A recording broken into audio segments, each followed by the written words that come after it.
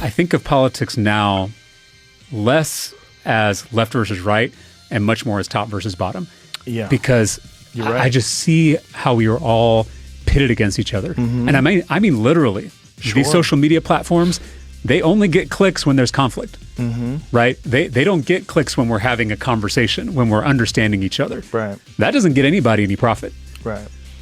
And so the Rupert Murdochs of the world, the cable news networks, the social media platforms, the Zuckerbergs and Musks, these platforms are literally tearing us apart. You're onto something. I think what you're saying is absolutely true, though, that it's not us versus them. It's the top versus the bottom. And I don't know if everyone is fully awake to that we're getting played.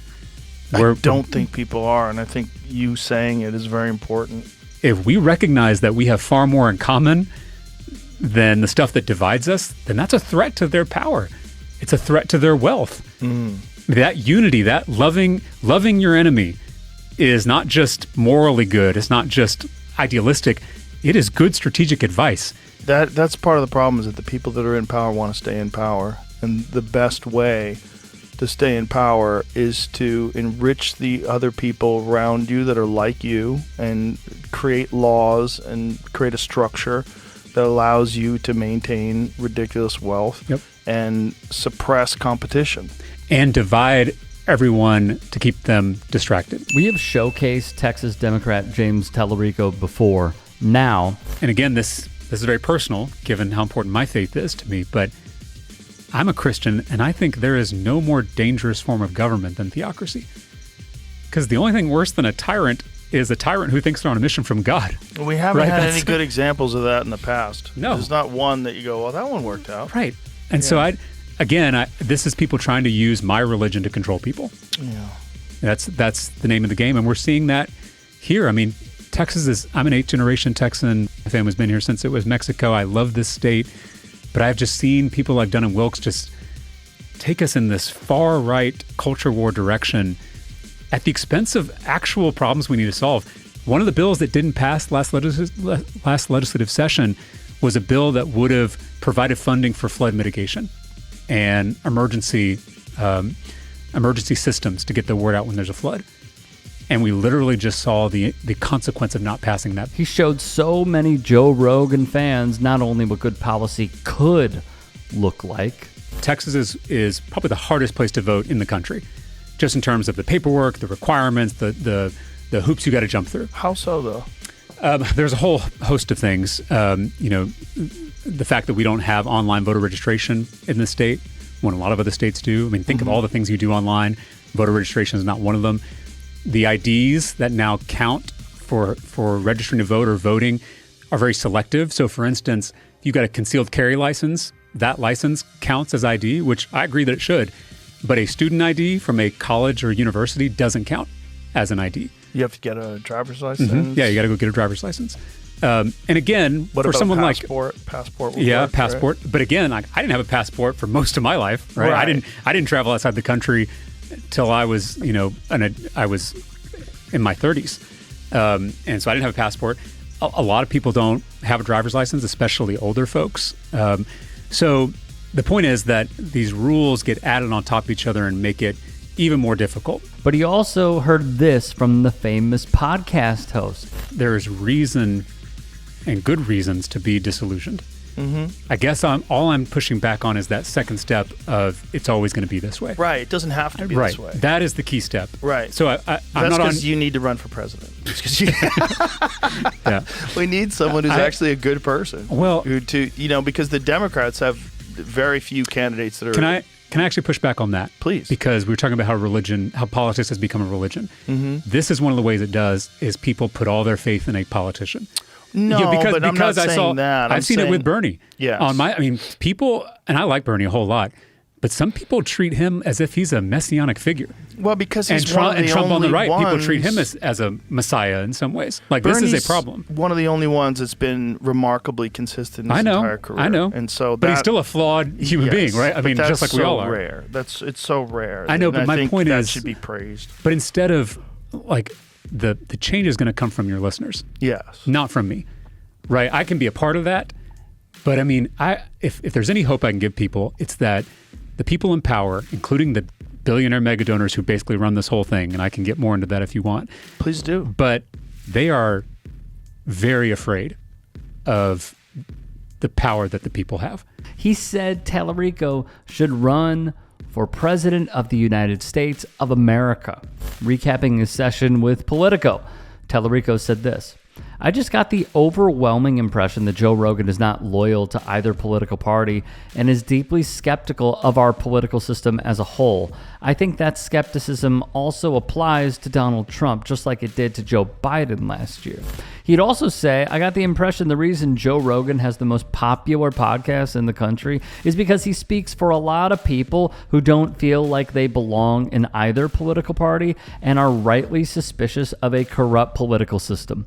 Part of my nerves going in was coming on as an elected official, but I think I was able to shed some light on why the system is broken, at least at the state level, and why it's not working for people, and possible solutions for how to change it. While Politico's headline was fawning over Talarico, the National Review's Jim Garrity typed, and while Democrats haven't won a statewide election in Texas since 1994, all streaks come to an end someday. Some Democrat will win a statewide election in the Lone Star State again. Just keep in mind, colonies on Mars may arrive first. Now, if one has no clue of Talarico's work, This bill is insane.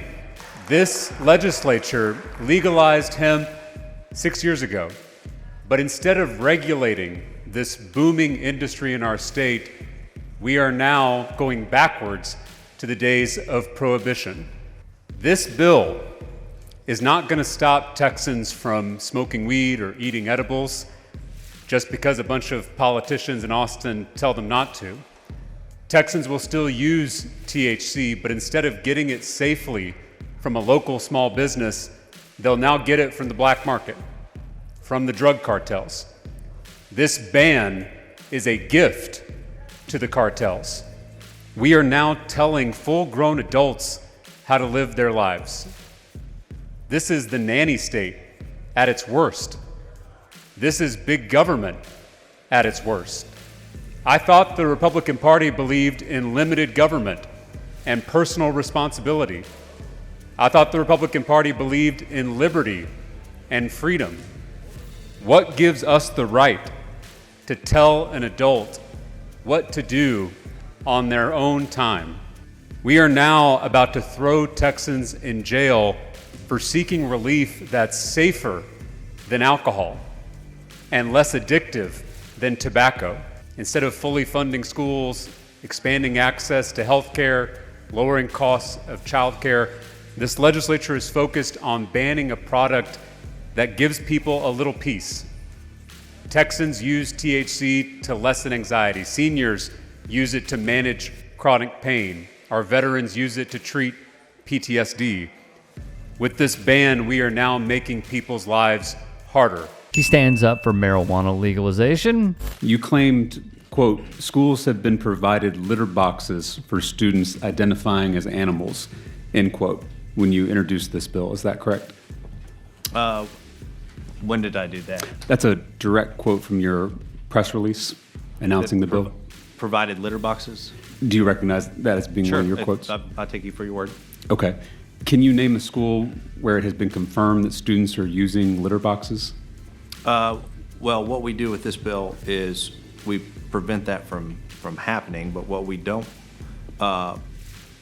take out, and I know we've talked about some active shooter situations, and there's been talk that this bill will ban the litter box for active school situations, and they're called the go buckets. Okay, and so I just want to ask the question again. Mm-hmm. Can you name a school where it has been confirmed that students are using litter boxes? This was at the top of your press release. This was mentioned when you introduced this bill, created quite a stir among public school educators across the state. And so I'm asking, can you name a school where it's been confirmed that there are litter boxes being provided to students? For this purpose, no, I cannot on the litter box side. He calls out the conspiratorial BS from MAGA Republicans. Is there a separation of church and state in this country?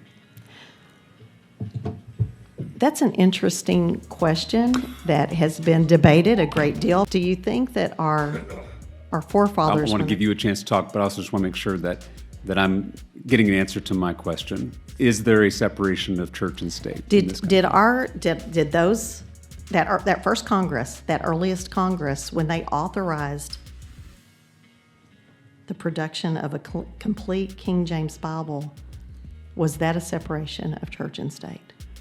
I'm just asking I you know. a simple question. I think that I think I've answered it. Do you know who coined the term separation of I church do. and state? Who is that?